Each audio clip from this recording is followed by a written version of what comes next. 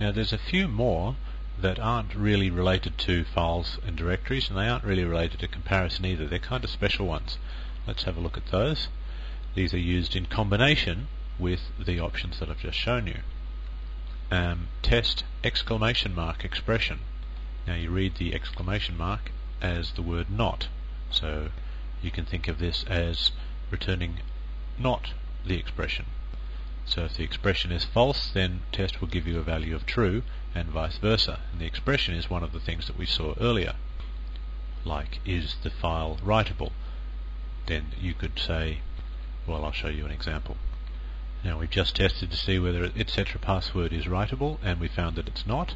So now let's test to see whether it is not writable, and we find that that is true. It is true, so etc password is not writable. We can also test to see whether two expressions are both true using the -a option. -a is short for and.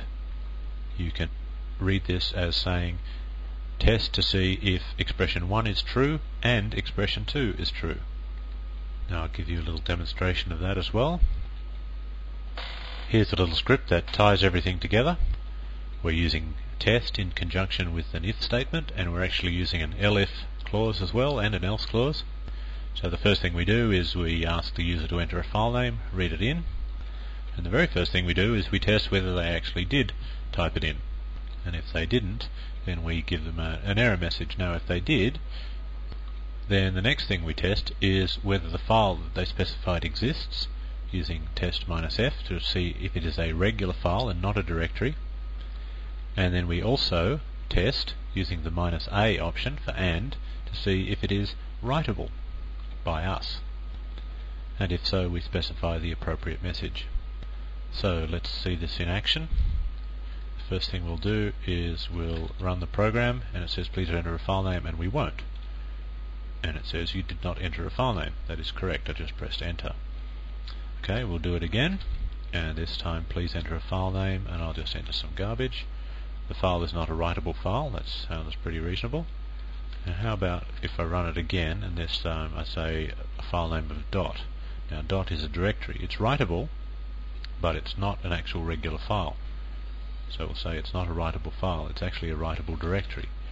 Let's now try a file that is not a directory. It's a regular file, but it's read-only, and that is not a writable file. That's correct. And finally we will try a real writable file, which, well, we'll use this one. Test file is the name of this actual program, and everything is fine because that is an actual writable file. Excellent. So that's the -a option in action.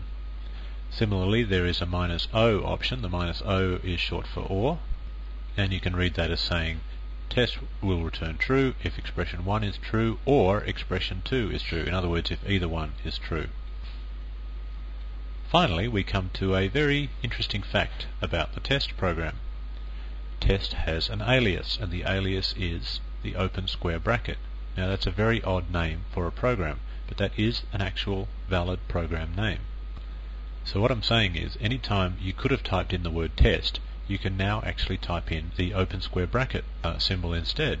Now why would they do such a thing? Well, let's have a look. It means that our earlier example could have been written like this. Our test to see whether one variable is greater than the maximum.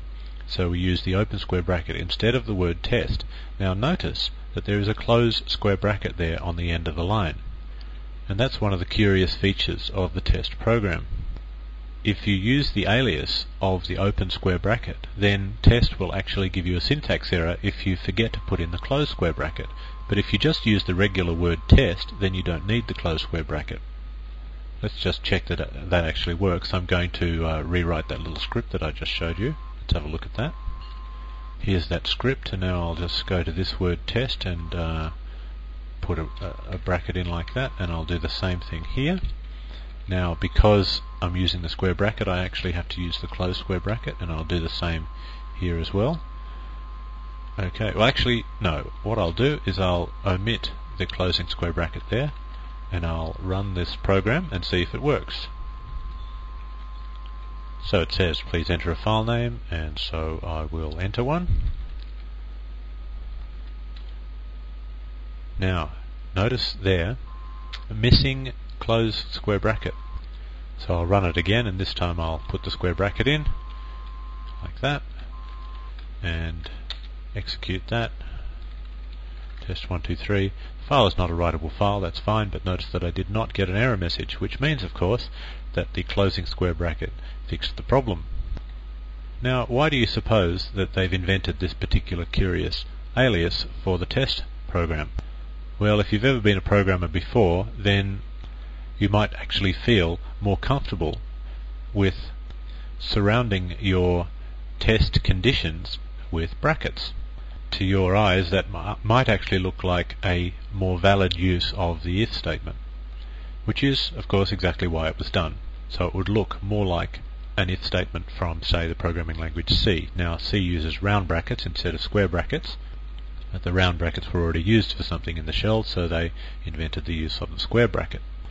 So it's still the test program there, it's still running as the program called test, but it's pretending to be integrated into the shell and just a valid part of an if statement. So that's a little bit of cleverness there on behalf of the people that designed the test program.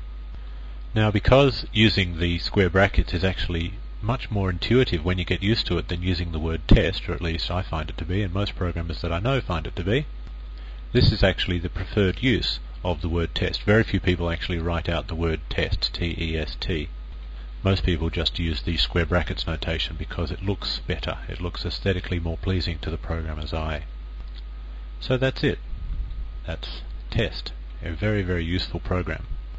Probably 90% of the time that we use the if statement, we're also using the test program as well. Okay, let's move on.